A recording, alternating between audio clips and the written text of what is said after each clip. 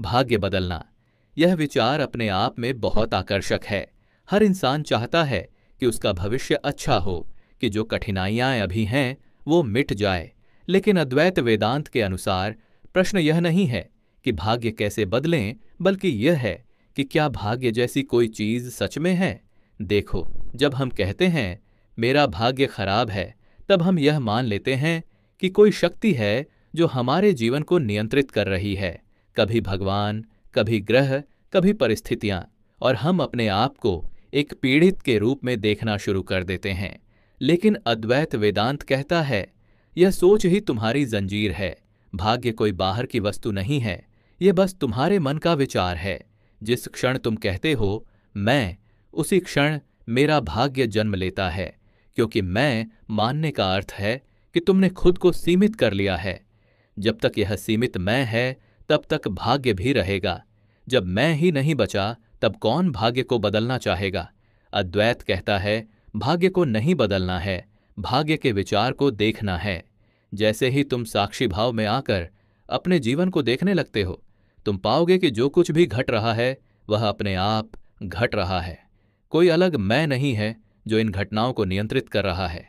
घटनाएं बस घट रही हैं, और जो इन घटनाओं को देख रहा है वही तुम हो।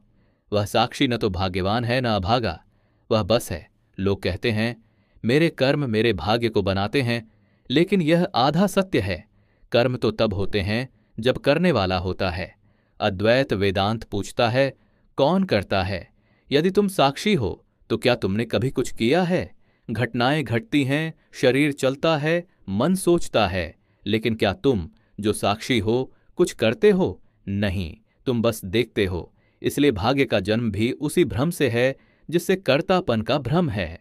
अब सवाल आता है, अगर सब कुछ पहले से निर्धारित है तो क्या हम कुछ नहीं कर सकते? देखो, यह प्रश्न ही गलत दिशा में है।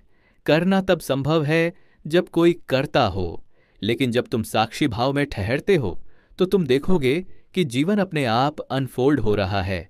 उसमें कोई बाधा नहीं, कोई संघर्ष नहीं।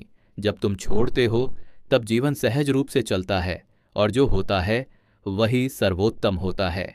अद्वैत वेदांत तुम्हें सिखाता है कि भाग्य को बदलने की कोशिश मत करो, क्योंकि जो बदलना चाहता है वह सीमित अहंकार है, और अहंकार चाहे जितना भी प्रयास करे वह अपनी सीमाओं से बाहर नहीं जा सकता।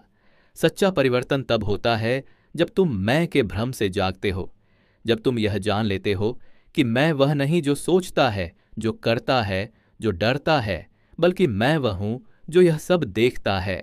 तब भाग्य की सारी जंजीरें टूट जाती हैं। लोग सोचते हैं कि आत्मज्ञान पाकर भाग्य बदल जाएगा, पर आत्मज्ञान भाग्य नहीं बदलता, वह भाग्य के विचार को समाप्त कर देता है।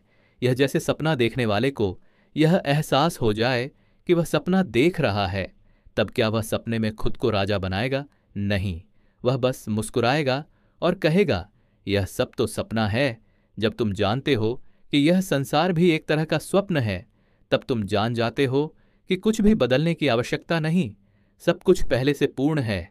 तुम बस भूल गए हो कि तुम कौन हो।